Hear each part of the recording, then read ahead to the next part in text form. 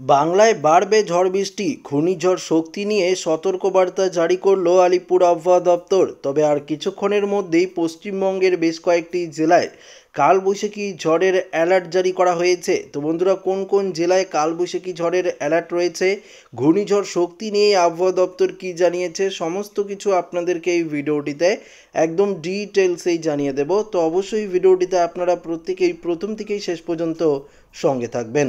আলিপুর আবহাওয়া দপ্তরের পূর্বাভাসে গত কয়েক সপ্তাহ ধরে লাগাতার বৃষ্টি চলছে গোটা দক্ষিণবঙ্গ জুড়ে। কলকাতা সহ পার্শ্ববর্তী এলাকায় জেলায় জেলায় ভারী বৃষ্টির সম্ভাবনা রয়েছে। তবে আবহাওয়ার পরিবর্তন ঘটবে আগামী সপ্তাহে। আগামী বুধবার পর্যন্ত রাজ্যে ঝড় বৃষ্টির সম্ভাবনা রয়েছে। তারপর থেকে ঝড় বৃষ্টির সম্ভাবনা আস্তে আস্তে কমবে।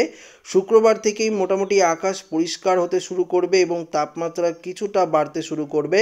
রবিবারের মধ্যেই 3 থেকে 5 ডিগ্রি সেলসিয়াস তাপমাত্রা বাংলায় বাড়তে পারে বলে ইঙ্গিত আবহাওয়া দপ্তরের। তবে চলতি সপ্তাহে কালবৈশাখী ঝড়ের সম্ভাবনা রয়েছে পূর্ব পশ্চিম বর্ধমান, বীরভূম, মুর্শিদাবাদ জেলায়। বিক্ষিপ্তভাবে শিলাবৃষ্টি ও বজ্রপাতের আশঙ্কাও রয়েছে পূর্ব পশ্চিম মেদিনীপুর, ঝাড়গ্রাম, পুরুলিয়া, বাঁকুড়া, 2 চব্বিশ পরগনা ও নদিয়ায় বজ্র বিদ্যুৎ সহ হালকা মাঝারি বৃষ্টিপাতের সম্ভাবনা।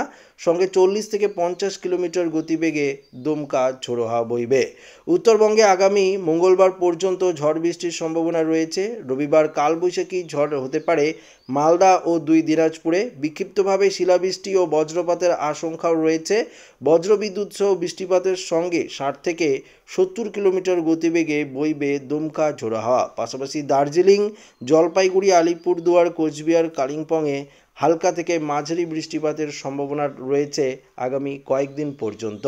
অন্যদিকে নতুন ঘূর্ণিঝড় শক্তি নিয়ে আবহাওয়া দপ্তরের তরফে জানানো হয়েছে আগামী 17 তারিখের পর থেকেই বঙ্গোপসাগরে ঘূর্ণিঝড়ের সিস্টেম তৈরি হবে, যা ক্রমশ আস্তে আস্তে পশ্চিমবঙ্গ, বাংলাদেশ উপকূল দিয়েই এগিয়ে আসবে এবং যার প্রভাবে ভারী থেকে অতি ভারী বৃষ্টিপাতের সম্ভাবনাও রয়েছে। তো আশা করি ভিডিওটি প্রত্যেকের ভালো লেগেছে।